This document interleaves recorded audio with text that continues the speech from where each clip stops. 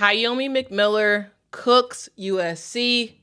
We see an epic Big Ten rivalry game between Ohio State and Michigan that was absolutely insane overtime.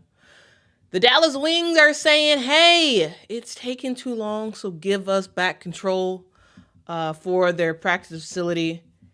And yeah, a whole lot more. Guys, Quit in the Morning starts right now. Are you ready? Are you ready? Are you ready? Ready, set, go.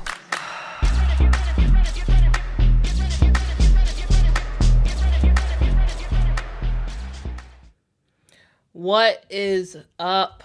What is up, awesome people of the internet? Guys, let's get started because yesterday was absolutely fan-freaking-tastic, and it's just another reason why I love it here. I love women's college basketball. I love it for the ups and the downs and the upsets and the surprises and the things that you're just like, you know what? That was fun. So let's talk about the funnest of fun. Well, not the funnest of fun, but one of the best things that happened yesterday was USC versus Penn State. Now, if you all know what's what, you kind of know both situations, right? Penn State is a team that has not been good for a long time, right? They've struggled big time, but they did get a bright spot in Kiyomi McMiller. Remember her? Kiyomi McMiller played for Rutgers last year as a freshman. And if you all remember, there was a lot of controversy between her and her coach at the time, Coquise Jackson is her last name? Anyway, Coquise is her first name. Anyway, there was a whole bunch of stuff around Kiyomi McMiller last year. She didn't play in several games. We heard from people close to her putting stuff out there, and it was just a whole bunch of stuff. And Kiyomi McMiller made the decision to leave. And when she was leaving, it was like, okay, well, what team is she going to? Because like she's a very talented player. Like she's a scorer, right? There are some people who can just get the ball in the bucket. Doesn't matter if they do it from the three, doesn't matter if they get to the rim, they can score.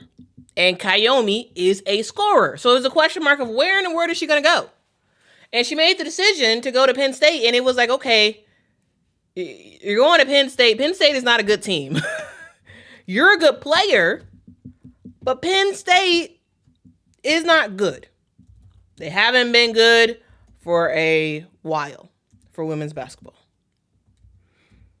And they didn't really have any other stars, and it was just Kiyomi. So it's like, okay, you're going to score a lot of points, but your team's not really going to win. And largely, that's been the case, right? Penn State is in 15th place in the Big Ten right now. They're not very good. However, yesterday, they did something that I didn't expect. Maybe y'all expected it. I did not expect it. And yesterday, they took down USC. Now, to be clear, this is not the Juju Watkins USC, right? This is the messy middle USC team. A team that, in my opinion, is still trying to figure out, is their head coach the head coach for the future for this team? It's a team that is trying to build up the confidence of their number one freshman, Jazzy Davidson, who by far is having a good year, right? This is also a team that, has the leadership of Kennedy Smith, that has Kara Dunn, who can show up and show out at times. And those three, sometimes you have London Jones hop in there. But like those players kind of like carry the team, but none of them carry it to the weight of Juju Watkins, meaning can like show up the way she did. And so these are two teams that are like in not so great areas. USC is having not a good year. They've lost 8 games in the Big Ten. And Penn State is just simply not a good team, losing 13 games this year in conference play, all of which was not actually a surprise. And so this game happens. We have Penn State on their senior night against USC. They honor their two seniors, and they proceed to play basketball. And what we end up seeing is something that we have seen this year. We've seen USC kind of give it away in the fourth quarter. And we see Kiyomi McMiller doing everything for her team. That's basically the game in a sentence. Here's the thing, coming into this one, specifically coming into the fourth quarter, yes, it was a close game, but I really did think that USC had it. I thought USC was going to ultimately get the dub, but what happened? Well, you missed some shots. You foul. You had Gracie Merkel making stuff happen down low. You have Kiyomi McMiller doing a really good job overall, passing the basketball in the fourth quarter and scoring. And you have a situation where there was actually a chance to make some stuff happen. We saw with a couple seconds left, Penn State had the lead, and then Kara Dunn makes a fantastic three-point bucket, and then it was like, okay, now it's a 2-point game. USC is trying to make some stuff happen. What we gonna do? Then Kiyomi gets fouled, makes free throws. Jazzy Davidson scores, and then there was a opportunity with seconds left on the board. Kara Dunn had it. She didn't get it off in time, so it didn't matter. But she had an opportunity to try to tie the game up, but at the end of the day, that did not happen. She ran out of time on her 3-point shot, and Penn State gets the 3-point win. And it's times like this where I'm just like, oh my goodness. Oh my goodness. USC, in their second year in the Big Ten, gets cooked. Not really. They lost by 3 points. But they get cooked by Kiyomi, and everybody else for Penn State did enough of their job to ultimately get the dub. Insane in the men brain. And actually, let's talk about Kiyomi a little bit more. Let's talk about her. Because here's the thing. Kiyomi McMiller has been scoring like crazy all season. And because she's on a bad team, no one really talks about her, myself included, this season. Did you all know that Kiyomi has scored 30 or more points in the last 7 games? Right? Yesterday, she scores 40, goes 7 of 10 from the 3. A couple days ago against her former team, Rutgers, she drops 37 points. Against Northwestern, she drops 32. Maryland, 30. Michigan State, 37. Purdue, 30. Those are her last games. And if you all say, oh, yeah, she's scoring a lot, but maybe she's inefficient. She's not inefficient, guys. Over her last, 7 games, her worst field goal percentage is 46%. That's her worst, 46%. She's been on a tear. All year, she's been definitely the best player for Penn State, but she's definitely stepped it up over the last several games. And I tell you this, the reason why I'm talking about her, because at this point, I feel like you can probably book it. Kiyomi's most likely going to the transfer portal, and she's about to get a big bag. That's my thought. I'm not saying she should leave Penn State. I'm just saying that girl has a lot of money coming her way. Yesterday, when she dropped 40 points, she shot 70% from the three. 70. Right? 62% overall. And if you're like, hey, yeah, she's doing all that stuff, but she's ball hogging. Now, one, she does have the ball quite a bit because she's the best player and she can handle the ball. She can do stuff that her other teammates can't do, but she also is passing the basketball. In the fourth quarter, she had several really good assists. Finished the game with 6 assists in the game. The last game against Rutgers, where she dropped 37, she had 8 assists. So she's getting her teammates involved. She's also playing some defense as well. Now, she does have to work on the turnovers.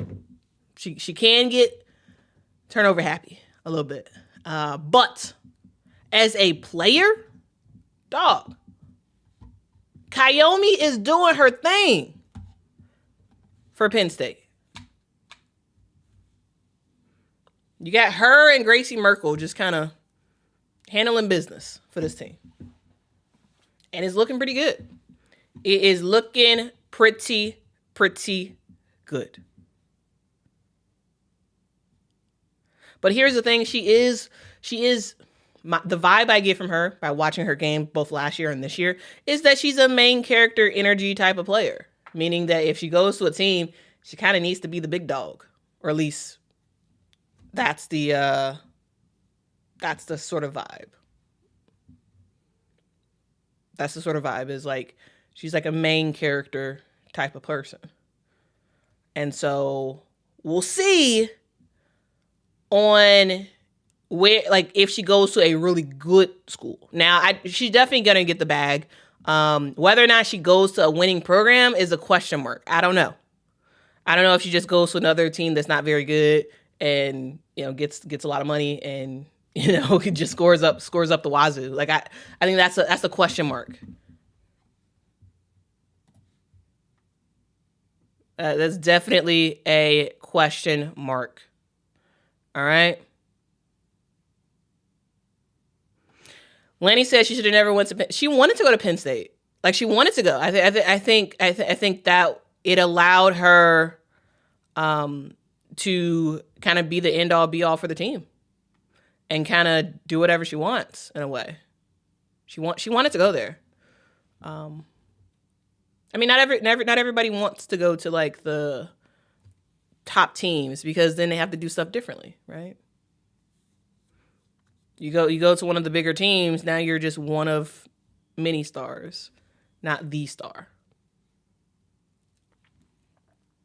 K-Jack says that would defeat the purpose of transferring. Here's the thing. In this age, in the age of NIL, you're not, for the most part, players aren't really transferring to, well, the big stars. They don't have to necessarily just transfer to go to a better school. They can just transfer just to get money. Now, there are players who transfer to go to a better school, a better fit for them. Like, for example, Cody McMahon is a perfect example of that, where she went to a school that, like, theoretically you would think has more NIL for women's basketball than Ole Miss, but she wanted to go to a place that fit better for her. Tania Latz, another player who, like, you know, transferred and, you know, she didn't transfer for a bigger role. She actually transferred for a way smaller role. But she wanted to win, and she's been winning. But with this era, you don't have to transfer for those reasons, like those two players, right?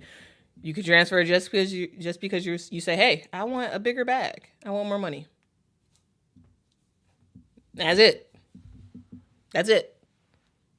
So, we'll see. We will see what happens. Lanny says, I'm not fond of players that school hop. I mean, yeah, but that is the way of the current and the way of the future. Shamika says she has the talent to be the main character. I mean, she does. She's a scorer. Yeah, Pow Pow's transfer did work out really well. Yeah.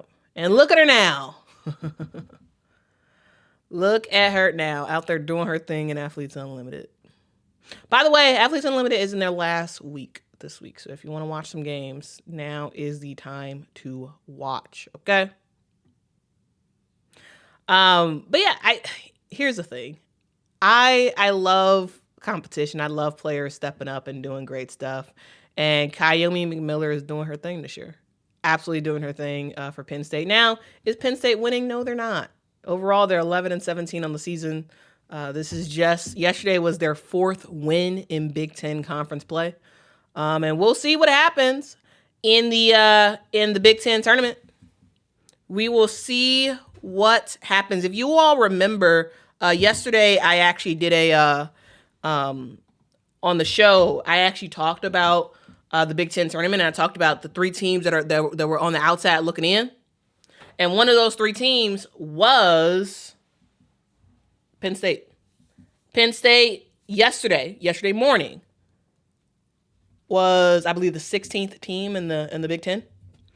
After yesterday's win, they moved up to number 15. So as of today, they would be in the Big Ten tournament. But anything can happen, so we'll see.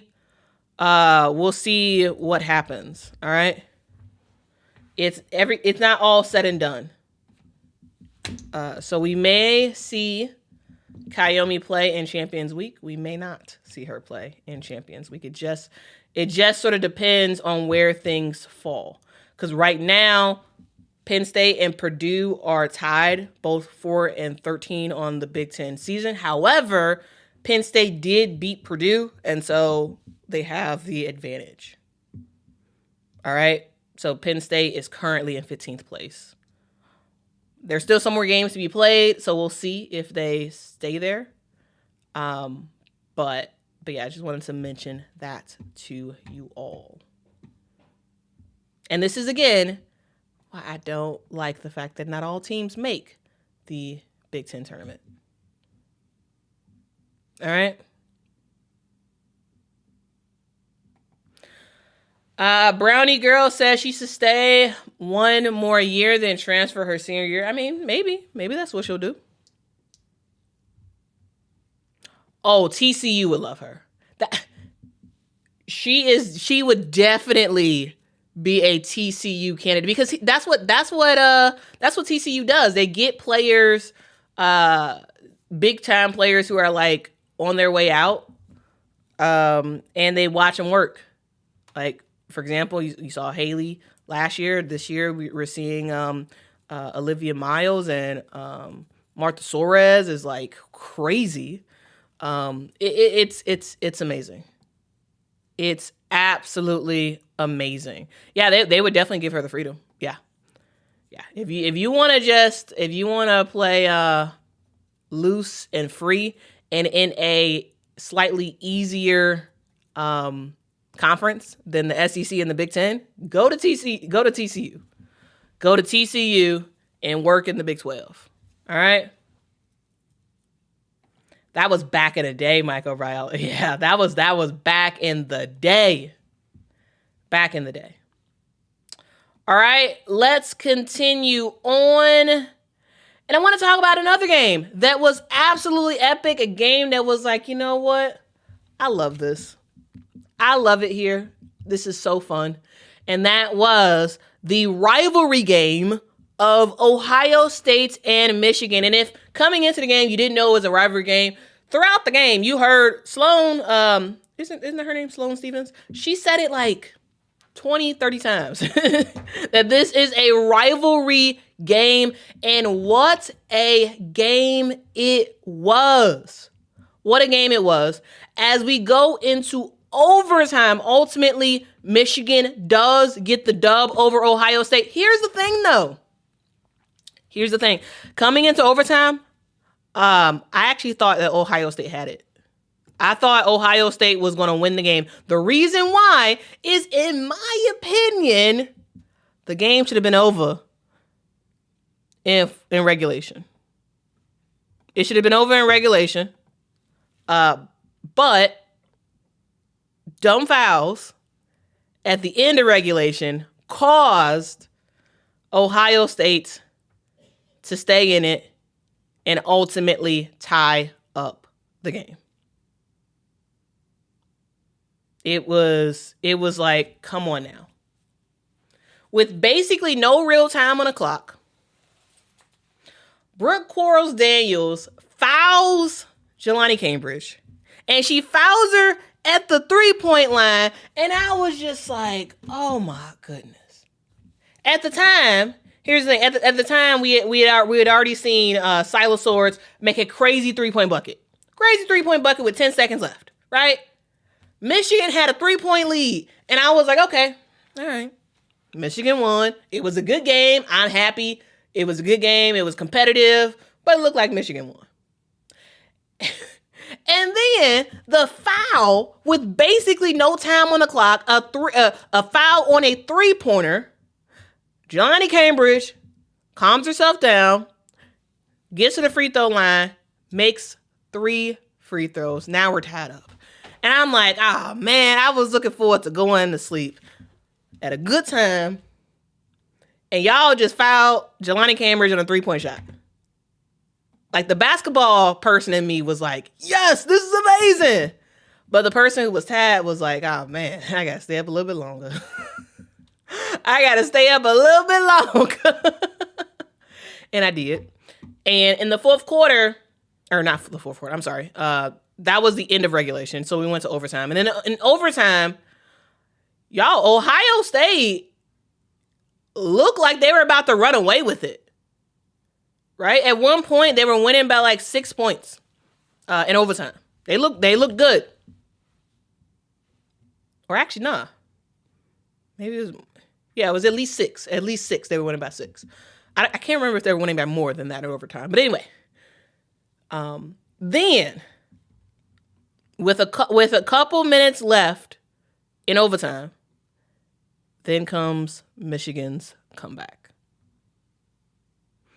And they do it from the 3. In the first quarter, in the fourth quarter, it was Silas Swords.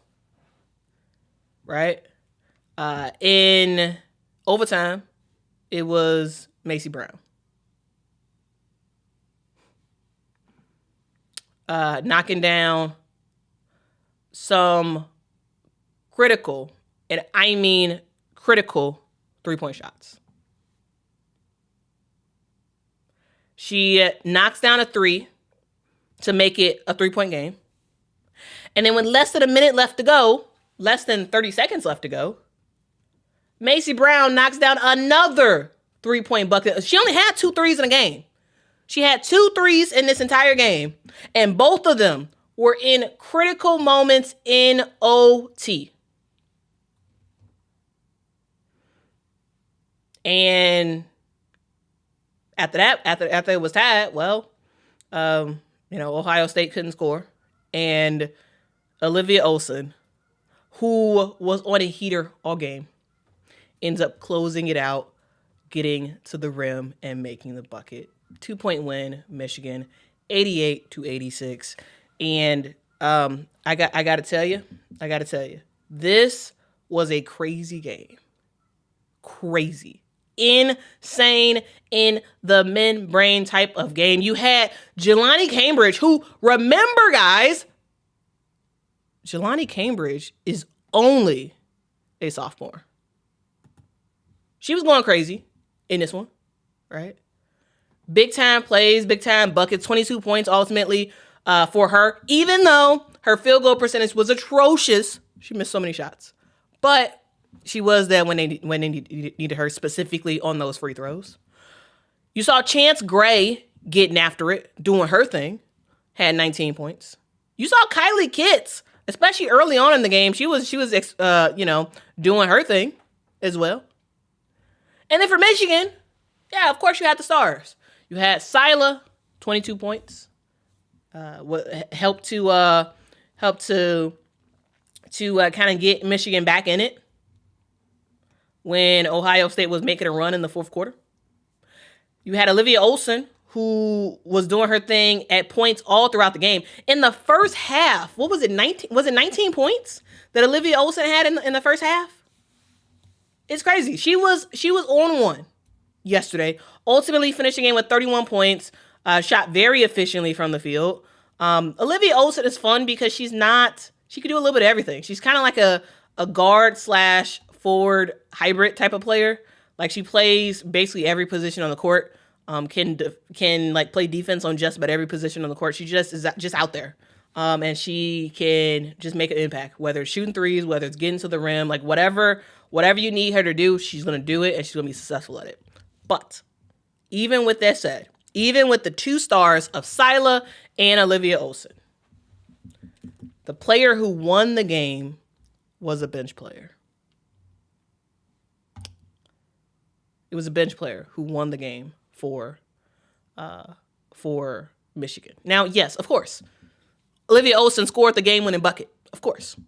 But it was Macy Brown who made it happen. And this is why I love sports. This is why I love women's basketball, because you have instances where there's stars, but there's 5 players on the court for each team at a time. And even though you may have 1 or 2 stars that do everything, that carry you to that point, anybody and everybody can make an impact. Even players off the bench.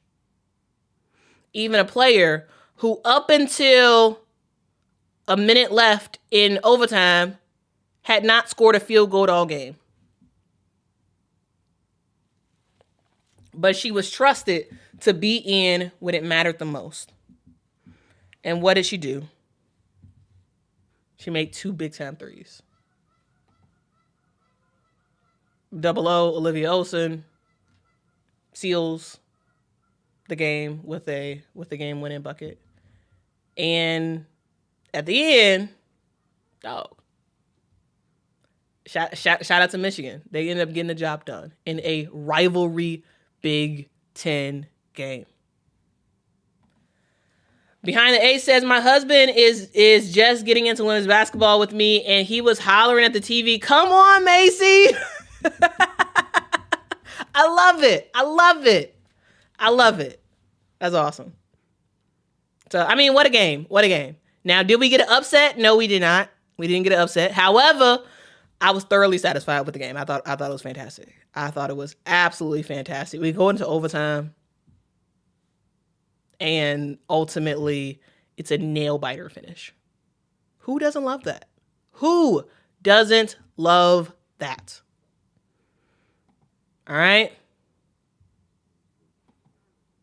And let's continue on real quick by telling you all about the other games. We have an upset that happened. Not just the USC Penn State game, but we also had Texas Tech, the number 20 team in the country. Well, won't be come Monday. Wait, are they number 20? I thought they were number 20. Yeah. Anyway, we saw Texas Tech, the number 20 team, got to Kansas. Samaya Nichols absolutely does her thing. 19 points for her as the Jayhawks take down Texas Tech 68-59. We also saw West Virginia take down UCF. Final score 74-62. We saw Maryland knock down Northwestern. It was pretty easy fare. 79-57. We saw TCU give Cincinnati the business 83-70 with Martha Suarez going crazy. 32 points for her. And all in all, we have a fantastic day in women's basketball. Yesterday was one of those days that was just a great day. Great day. Followed by a great series of games that we just love to see. We just love to see it. And you know what else we love to see? A sponsorship. Guys, just want to talk about a sponsor on this channel, Shopify. We've talked about them before, but we're going to talk about them again because Shopify gives you everything you need to set up your business the right way and be able to get sales effortlessly, really.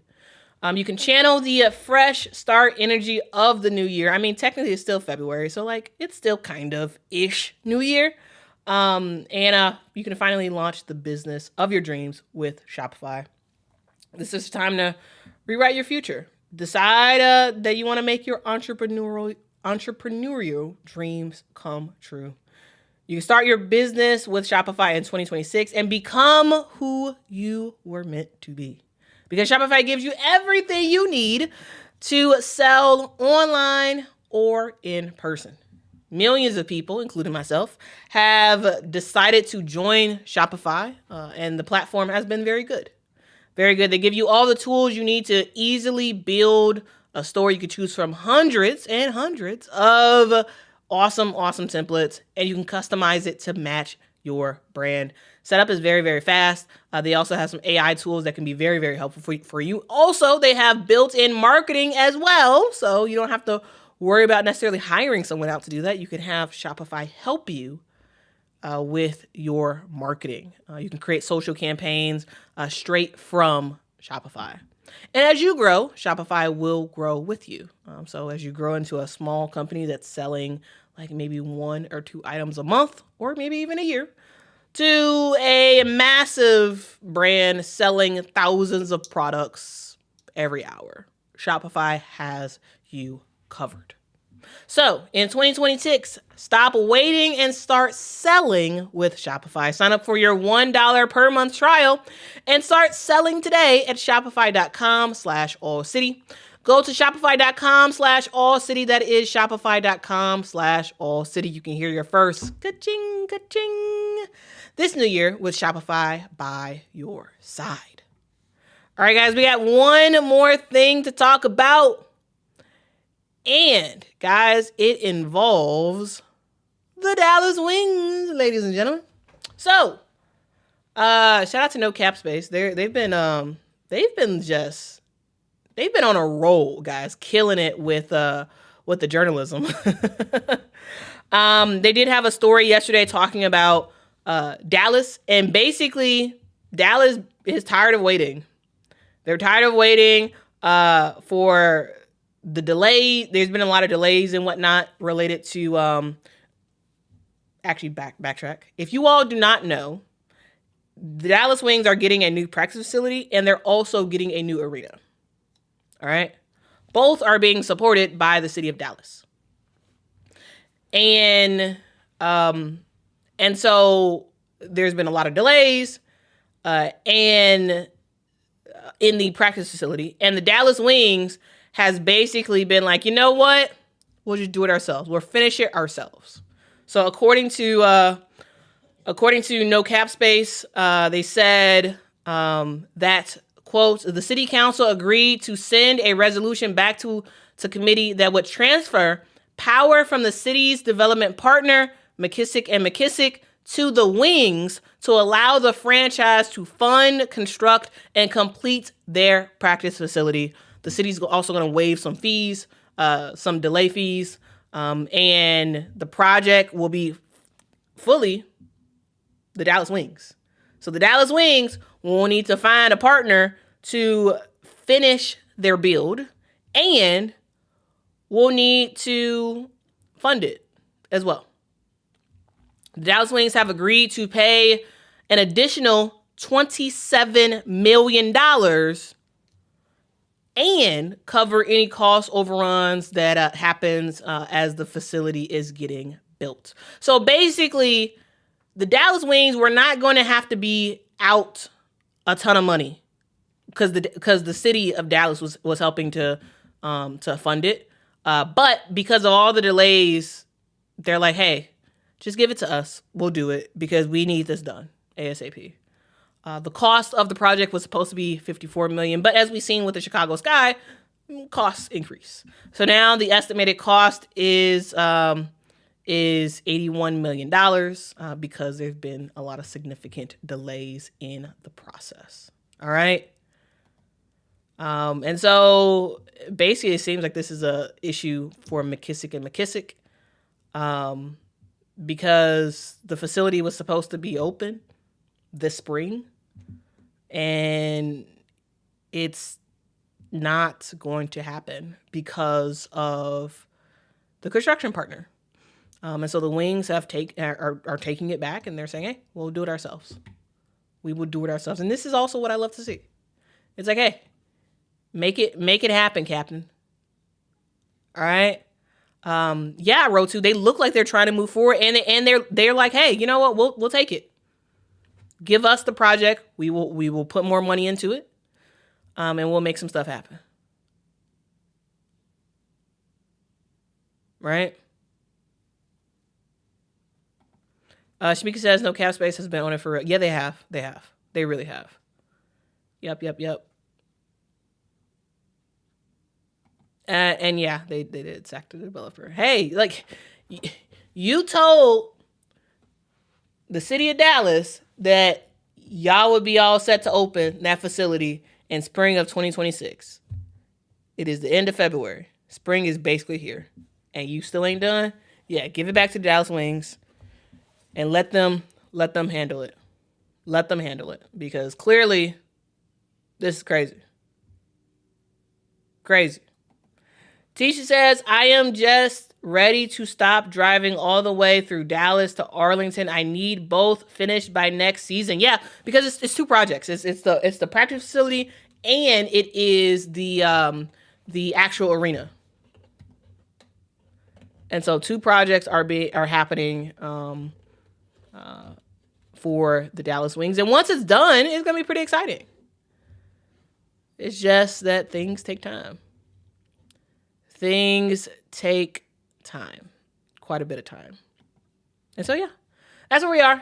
Anyway, I do want to say thank y'all so much for watching. Make sure to hit that like, hit that subscribe. Biomicrobiology says Wings need to capitalize while Paige is there. Absolutely. Yeah. Completely agree. And clearly that's what they're trying to do.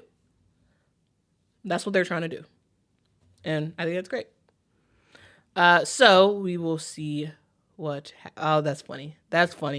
Eric says, did they hire Nico Harrison to oversee the facility? That's funny. And yes, Henry, the WNBA is definitely upgrading. Yeah. These teams, they realize what's down the pike. Players want more. They want better than what they have now. And right now, the Dallas Wings rent space from a local college to have their practices. And they want their own space. And they deserve their own space. They're a professional team. So, yeah. No idea on the timeline of when their practice facility will be done. I mean, it's safe to say it won't be spring of 2026.